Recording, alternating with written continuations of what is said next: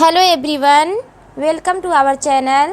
तो दोस्तों, आज सीडीपी का प्रैक्टिस सेट 9th और इसके पहले सीडीपी का प्रैक्टिस सेट करवा चुकी हूँ। आप लोग नहीं देखे हैं तो डिस्क्रिप्शन में लिंक दे दूँगी, आप लोग देख लीजिएगा। और प्लीज़ आप लोग वीडियो पूरा देखिएगा। वीडियो पसंद आए तो चैनल को सब्सक्राइब और लाइक कर दीजिएगा मेरे दोस्तों। आइए देखते हैं पहला प्रश्न।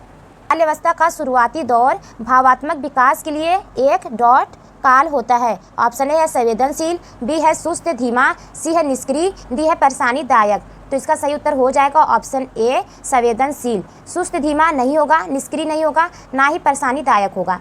बाल्यावस्था का जो शुरुआती दौर है वो भावात्मक विकास के लिए एक संवेदनशील काल होता है।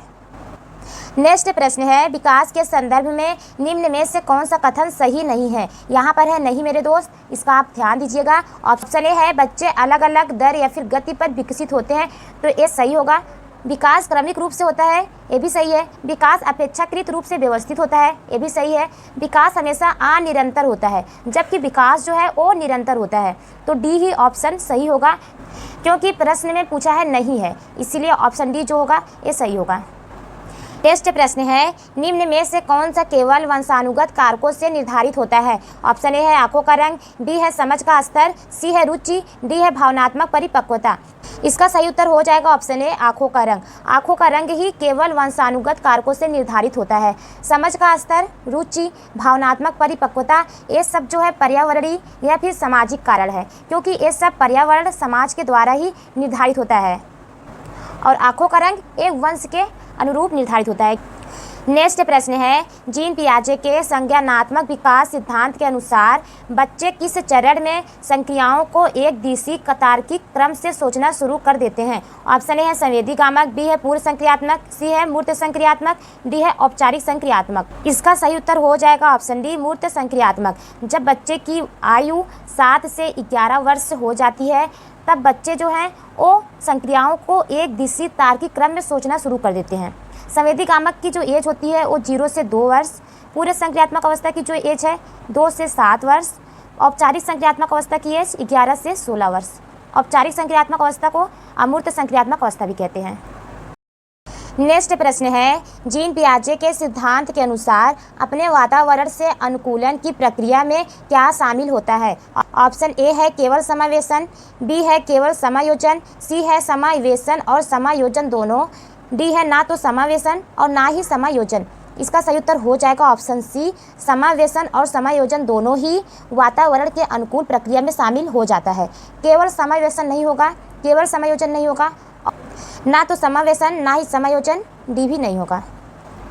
नेक्स्ट प्रश्न है, निम्न में से किस सिद्धांत के अनुसार संज्ञानात्मक विकास और अधिगम सांस्कृतिक की महत्वपूर्ण भूमिका होती है। ऑप्शन ए है जीन पियाजे का संज्ञानात्मक विकास सिद्धांत, बी है लॉरेंस कोहलबर्ग का नैतिक विकास सिद्धांत, सी है ले वाइगोस्की का सामाजिक सांस्कृतिक सिद्धांत, डी है एरिक एरिक्सन का मनोवैज्ञानिक सामाजिक सिद्धांत। तो इसका सही उत्तर हो जाएगा ऑप्शन सी ले वाइगोस्की का सामाजिक सांस्कृतिक सिद्धांत। और यहाँ प्रश्न से ही समझ में आ रहा है मेरे दोस्त, यहाँ पूछा है संज्ञानात्मक विकास और अधिगम में सांस्कृतिक की महत्वपूर्ण भूमिका है। तो जहाँ पर बात आ जाए सामाजिक सांस्कृतिक, तो वहाँ पर आप समझ जाइए कि ले वाइगोस्की का सामाजिक सांस्कृतिक सिद्धांत होगा, क्योंकि ले वाइगोस्की ने सामाजिक सांस्कृतिक का सिद्धांत दिया था। नेक्स्ट क्वेश्चन है, ले वाइगोस्की ने संज्ञानात्मक विकास प्रक्रिया में किसकी अहम भूमिका मानी है। ऑप्शन ए है सामाजिक संपर्कता, बी है कंठस्थ स्मरण, सी है विलंबित नकल, डी है जैविक परिपक्वता। इसका सही उत्तर हो जाएगा ऑप्शन ए सामाजिक संपर्कता। ले वाइगोस्की ने संज्ञानात्मक विकास में सामाजिक और सांस्कृतिक सिद्धांत की व्याख्या की है, इसीलिए सामाजिक संपर्कता जो है वो सही होगा इनके अनुसार। और जहाँ पर मेरे दोस्त सामाजिक सांस्कृतिक की बात की जाए, आप समझ जाइए कि ले वाइगोस्की का वो संज्ञानात्मक सिद्धांत है, और जब ऑप्शन में ऐसा हो तो हाँ आप सही लगा दीजिएगा। कंठस्थ स्मरण नहीं होगा, विलंबित नकल नहीं होगा, ना ही जैविक परिपक्वता होगा।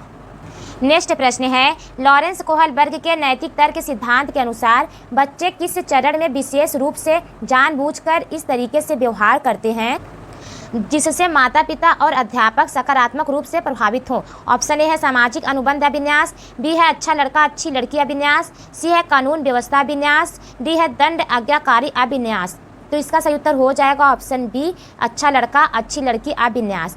तो जब बच्चे जानबूझकर इस तरीके से व्यवहार करते हैं जिससे माता पिता और अध्यापक दोनों खुश हो जाएं, तो अच्छा लड़का और अच्छी लड़की अभिन्यास के चरण में आता है। नेक्स्ट प्रश्न है, एक संरचनावाद आधारित उपागम में क्या शामिल होना चाहिए? ऑप्शन ए है उच्च अध्यापक शिक्षार्थी अनुपात, तो उच्च अध्यापक शिक्षार्थी अनुपात नहीं होगा।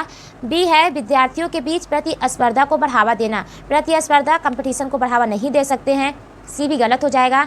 डी है चर्चा और वाद विवाद पर प्रतिबंध लगाना, जबकि चर्चा और वाद विवाद होना चाहिए, यहाँ है प्रतिबंध लगाना, इसीलिए डी गलत हो जाएगा। इसका जो सही उत्तर होगा ऑप्शन बी, एक संरचनावाद आधारित कक्षा उपागम में संसाधन युक्त और मुद्रक संपन्न वातावरण शामिल होना चाहिए। ऑप्शन बी ही सही होगा। नेक्स्ट प्रश्न है, हावर्ड गार्डनर के बहुबुद्धि सिद्धांत के अनुसार दूसरों के संवेगों, भावनाओं और मनोदशा को समझने की योग्यता प्रत्यक्ष रूप से डॉट संबंधित है। ऑप्शन ए है अंतर्वैयक्तिक, बी है अंतःवैयक्तिक, सी है संगीती, डी है भाषाई।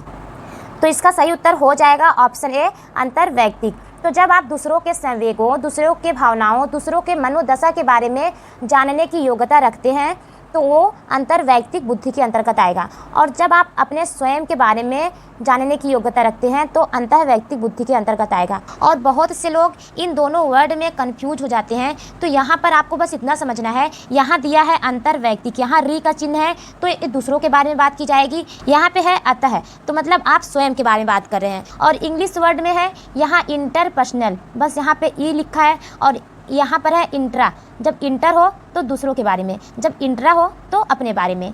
सी से आप समझ जाइएगा। नेक्स्ट प्रश्न है, अभिकथन ए कहता है एक अध्यापिका को कक्षा में विभिन्न प्रकार की पठन सामग्री प्रदान करके एक मुद्रक प्रिंट समृद्धि वातावरण सृजित करना चाहिए। अभिकथन ए सही है, क्योंकि अगर आप एक अध्यापिका हैं तो अपने कक्षा में मुद्रक वाले प्रिंट जैसे वातावरण सृजित कर रही हैं, वह विद्यार्थियों के लिए सही रहेगा। अभिकथन आर कहता है भाषा विकास वातावरण कारकों से प्रभावित नहीं होता है, यहाँ पर है नहीं, जबकि भाषा विकास के वातावरण कारकों से प्रभावित होता है, यहाँ पर है नहीं, इसीलिए अभिकथन आर गलत होगा। और इसका जो सही उत्तर हो जाएगा ऑप्शन सी, ये सही है लेकिन आर गलत है। नेक्स्ट प्रश्न है, जेंडर एक डॉट सम प्रत्यय है जबकि लिंग डॉट है। ऑप्शन ए है जैविक सामाजिक, बी है सामाजिक, सी है जैविक शारीरिक, डी है शारीरिक जैविक। तो इसका सही उत्तर हो जाएगा ऑप्शन बी, सामाजिक जैविक। जेंडर जो है वो एक सामाजिक सम प्रत्यय है जबकि लिंग जैविक है, क्योंकि जेंडर समाज के द्वारा ही बनाया गया है, समाज के द्वारा ही यह निर्धारण किया गया है कौन लड़की है कौन लड़का है, जबकि लिंग जो है वो जैविक है, क्योंकि जब बच्चा जन्म लेता है तभी समझ में आ जाता है ये बच्चा लड़का है या लड़की है। नेक्स्ट प्रश्न है, एक सांस्कृतिक विविधता वाले स्कूल में चौथी कक्षा के विद्यार्थी राज्य दिवस पर बिहू नृत्य प्रस्तुत करने की तैयारी कर रहे हैं, क्या यह क्षेत्रीय पक्षपात घटाने में मददगार होगा, क्यों? तो प्रश्न ये कहता है कि एक सांस्कृतिक विविधता वाला स्कूल है जिसमें चौथी कक्षा के विद्यार्थी राज्य दिवस पर बिहू नृत्य प्रस्तुत कर रहे हैं, तो क्या वह नृत्य उनके क्षेत्रीय पक्षपात घटाने में मददगार होगा? अगर मददगार होता है तो क्यों होगा? 1 है हाँ दूसरे जाति क्षेत्रीय समूहों के लोगों से संबंध और सहयोग द्वारा, तो 1 सही है। 2 है हाँ अंतर्वैयक्तिक समाज और दृष्टिकोण की समझ बढ़ाने से, 2 भी सही है। 3 है नहीं यह विद्यार्थी के दिमाग में भेद इंगित करेगा, 3 गलत होगा।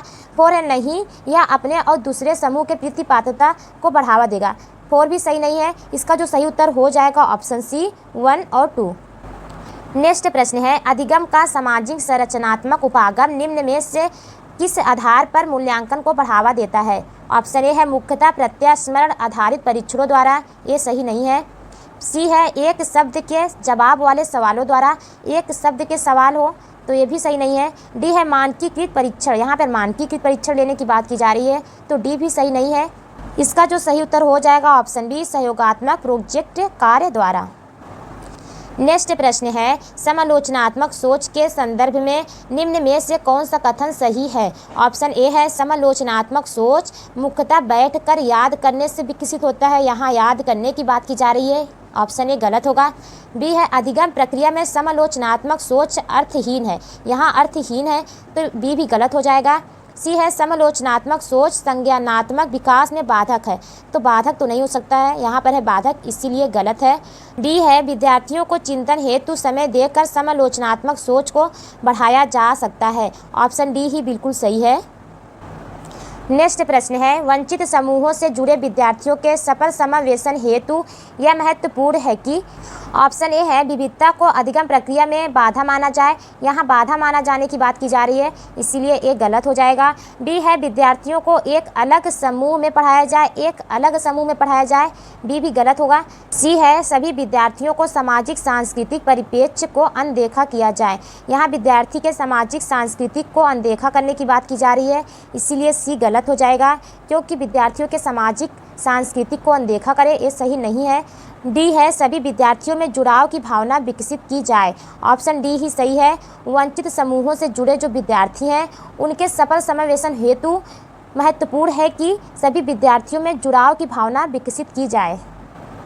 नेक्स्ट प्रश्न है, एक मुख्य धारा वाले कक्ष में विशिष्ट जरूरतों वाले विद्यार्थियों के समावेशन के लिए क्या जरूरी है। ऑप्शन ए है योग्यता आधारित अलगाव, यहाँ अलगाव की बात की जा रही है, ऑप्शन ए गलत होगा। बी है विद्यार्थियों में प्रतिस्पर्धा पर अधिक बल, तो यहाँ प्रतिस्पर्धा कंपटीशन पर अधिक बल देने की बात की जा रही है, बी भी गलत होगा। डी है अधिगम के बजाय पाठ्यक्रम पूर्ण करने पर बल, तो ऑप्शन डी भी गलत होगा। इसका जो सही उत्तर हो जाएगा ऑप्शन सी, एक मुख्य धारा वाले कक्ष में विशिष्ट जरूरतों वाले विद्यार्थियों के समावेशन के लिए जरूरी है कि उनमें सामर्थ्य निर्माण हो और संवेदीकरण हो। नेक्स्ट प्रश्न है, अंकों और आकृतियों के स्थानीय विभेदन में कठिनाई निम्न में से किससे प्रत्यक्ष रूप से संबंधित है। ऑप्शन ए है गुणज वैकल्य, बी है अवधान न्यूनता अतिक्रियाशील, सी है संवेदनात्मक बाधिता, डी है श्रावण बाधिता। तो इसका सही उत्तर हो जाएगा ऑप्शन ए गुणज वैकल्य। अंकों और आकृतियों के स्थानीय विभेदन करने में कठिनाई हो रही है, तो यह जो प्रत्यक्ष है, यह जो विकार है वो गुणज वैकल्य से संबंधित है। और गुणज वैकल्य को डिसकैलकुलिया के नाम से भी जाना जाता है, जिसमें जो बच्चा है उसे गणना करने में कठिनाई महसूस होता है। नेक्स्ट प्रश्न है, दृष्टिबाधित से जूझते विद्यार्थियों के सफल समावेशन हेतु एक अध्यापक को क्या करना चाहिए। ऑप्शन ए है विद्यार्थियों को श्यामपट्ट पर सवाल हल करने को कहना चाहिए। जब उस विद्यार्थी को दिखाई नहीं दे रहा है, वो विद्यार्थी दृष्टिबाधित है, आप उनसे सवाल हल करवाएं श्यामपट्ट पर, वो सही नहीं है। बी है मानचित्र और आरेखों और स्पर्शनीय प्रारूप उपलब्ध कराना चाहिए। सी है विद्यार्थियों को हस्तलिखित नोट्स देना चाहिए, हस्तलिखित नोट्स, सी भी गलत है। डी है अध्ययन उद्देश्य हेतु लैपटॉप और मोबाइल के इस्तेमाल पर रोक लगानी चाहिए। ऑप्शन डी भी गलत है, क्योंकि अगर वो दृष्टिबाधित छात्र है उससे आप लैपटॉप और मोबाइल पर रोक लगा दें तो ये भी सही नहीं है, क्योंकि वो इसके माध्यम से सुनकर पढ़ाई कर सकते हैं। ऑप्शन बी ही सही होगा, मानचित्र और आरेखों और स्पर्शनीय प्रारूप उपलब्ध कराना चाहिए। नेक्स्ट प्रश्न है, एक अध्यापिका द्वारा विद्यार्थियों को किस लिए अभिप्रेरित करना चाहिए। ऑप्शन ए है पढ़ाई गई विषय वस्तु को समझने और अर्थ ग्रहण करने हेतु, बी है दी गई जानकारी ज्यों का त्यों रट कर याद करने हेतु, यहाँ रटने की बात की जा रही है, बी गलत होगा। सी है श्यामपट्ट से विषय वस्तु को विस्तृत भाव से नकल उतारने हेतु, ऑप्शन सी भी गलत होगा। डी है एक अटल तरीके से समस्याओं के हल ढूंढने हेतु, डी भी गलत होगा। इसका जो सही उत्तर हो जाएगा ऑप्शन ए, एक अध्यापिका द्वारा विद्यार्थियों को पढ़ाई गई विषय वस्तु को समझने और अर्थ ग्रहण करने हेतु विद्यार्थियों में अभिप्रेरित करना चाहिए। नेक्स्ट प्रश्न है, राष्ट्रीय शिक्षा नीति 2020 निम्न में से कौन सी शिक्षा शास्त्रीय रणनीतियों को बढ़ावा देती है। 1 है वेधन पुनरावृत्ति और बार बार अभ्यास, 1 गलत है। 2 है रट कर याद करना, तो 2 भी गलत है। 3 है अन्वेषण आधारित अधिगम, 3 सही है। 4 है चर्चा आधारित उपागम, 4 भी सही है। राष्ट्रीय शिक्षा नीति 2020 के अनुसार अन्वेषण आधारित अधिगम, चर्चा आधारित उपागम के रणनीतियों को बढ़ावा दिया है, और इसका सही उत्तर हो जाएगा ऑप्शन सी, केवल 3, 4। नेक्स्ट प्रश्न है, निम्न में से कौन सा प्रभावशाली और अर्थपूर्ण अधिगम में मदद करता है। ऑप्शन ए है मानकीकृत पाठ्यक्रम, बी है परीक्षा केंद्रित उपागम, सी है अगम्य समय सारणी, डी है अधिगमकर्ता केंद्रित शिक्षा शास्त्र। तो ऑप्शन डी सही होगा। जहाँ पर मेरे दोस्त अधिगमकर्ता हो, बाल केंद्रित हो, छात्र केंद्रित हो, ये वर्ड जो है पॉजिटिव होते हैं और ये प्रभावशाली और अर्थपूर्ण अधिगम में मदद करते हैं। मानकीकृत, परीक्षा केंद्रित उपागम, अगम्य समय सारणी, ये सब निगेटिव टैग वर्ड होते हैं और ये अधिगम में मदद नहीं करते हैं। नेक्स्ट प्रश्न है, निम्न में से क्या अधिगम सहायक माहौल पैदा करता है? ऑप्शन ए है विद्यार्थियों के बीच सहकारिता को बढ़ावा देना, बी है शिक्षा शास्त्र के प्रति कठोर रवैया अपनाना, ऑप्शन बी गलत होगा, सी है प्रदर्शन या निष्पादन उन्मुखी प्रतिभूतियों को बढ़ावा देना, सी भी सही नहीं है, डी है विद्यार्थियों द्वारा स्व मूल्यांकन और स्व चिंतन को नकारना, यहाँ पर है नकारना, इसीलिए डी भी गलत हो जाएगा।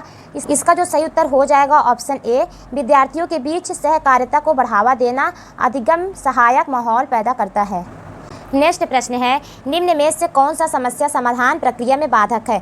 ऑप्शन ए है अनुरूपकों का इस्तेमाल, बी है साधन लक्ष्य विश्लेषण, सी है अनुक्रिया समुच्चय, डी है मौखिककरण। तो इसका सही उत्तर हो जाएगा ऑप्शन सी, अनुक्रिया समुच्चय। अनुक्रिया समुच्चय का मतलब ये होता है जब किसी समस्या को एक ही तरीके से प्रस्तुत कर रहे हो और उस पर अटक जाएं तो यही अनुक्रिया समुच्चय कहलाता है और यह समस्या समाधान प्रक्रिया में बाधक है।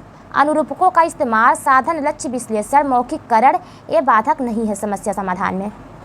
नेक्स्ट प्रश्न है, अभिकथन ए कहता है किसी संप्रत्यय के बारे में विद्यार्थियों द्वारा गृहीत भ्रांतियों को अध्यापक द्वारा परोक्ष रूप से नकारने के बजाय सही तरीके से ध्यान देना चाहिए।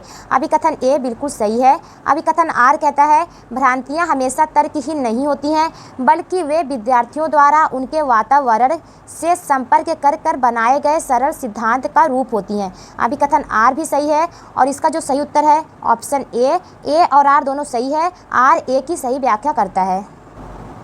नेक्स्ट प्रश्न है, संवेग और संज्ञान के संबंध में निम्न में से कौन सा कथन सही है? ऑप्शन ए है उच्च स्तरीय तनाव अधिगम में बाधक है, ऑप्शन ए गलत है, बी है रुचि अधिगम में बाधक है, बी भी गलत है, डी है अरुचि अधिगम में सहायक है, यहाँ पर है अरुचि इसलिए डी भी गलत है। इसका जो सही उत्तर होगा ऑप्शन सी, उच्च स्तरीय अधिगम में सहायक है। जो संवेग और संज्ञान है उसके संबंध में यही कथन सी सही है।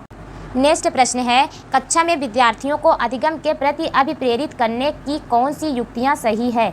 1 है कक्षा में विद्यार्थियों की अधिकतम सहभागिता को बढ़ावा देना, 1 सही है। 2 है अंकों के लिए प्रतिस्पर्धा को बढ़ावा देना, तो 2 गलत है क्योंकि यहाँ अंक के लिए प्रतिस्पर्धा कंपटीशन बढ़ाने की बात की जा रही है।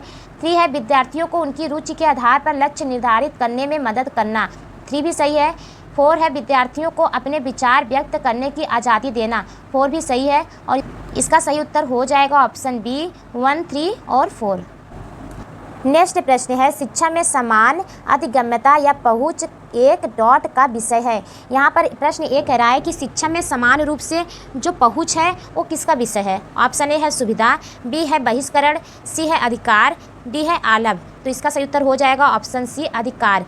शिक्षा में समान अधिगम्यता या पहुँच एक अधिकार का विषय है क्योंकि जो शिक्षा है वो बुनियादी मानव का अधिकार है और सभी को शिक्षा के अधिकतम लाभ उठाना चाहिए, वो उनका अधिकार है। इसीलिए प्रश्न यही कहा है कि शिक्षा समान अधिगम्यता मतलब वहाँ तक पहुँच के लिए जो एक विषय है तो वो एक अधिकार का विषय है क्योंकि शिक्षा लेना हमारा एक अधिकार है। सुविधा, बहिष्करण, अलाभ ये सब नहीं होगा। नेक्स्ट प्रश्न है, विद्यार्थियों के अधिगम को समर्थन देने के लिए एक अध्यापिका को क्या करना चाहिए? ऑप्शन ए है योग्यता के सत्व दृष्टिकोण को बढ़ावा देना चाहिए, यहाँ बढ़ावा देने की बात की जा रही है इसीलिए ए गलत होगा। बी है विद्यार्थियों की रुचियों को दरकिनार करना चाहिए, यहाँ रुचियों को दरकिनार करने की बात की जा रही है इसीलिए बी भी गलत होगा। डी है विद्यार्थियों को प्रदर्शन उन्मुख लक्ष्यों के लिए प्रेरित करना चाहिए, यहाँ पर है प्रदर्शन उन्मुख लक्ष्यों के लिए अभिप्रेरित करना इसलिए डी भी गलत हो जाएगा। इसका जो सही उत्तर होगा ऑप्शन डी, विद्यार्थियों के अधिगम को समर्थन देने के लिए एक अध्यापिका को विद्यार्थियों की व्यक्तिगत विभिन्नताओं के प्रति विचारशील रहना चाहिए, ऑप्शन सी सही है। थैंक यू सो मच मेरे दोस्तों, आज के लिए इतना ही प्रश्न, मिलते हैं फिर नेक्स्ट वीडियो में।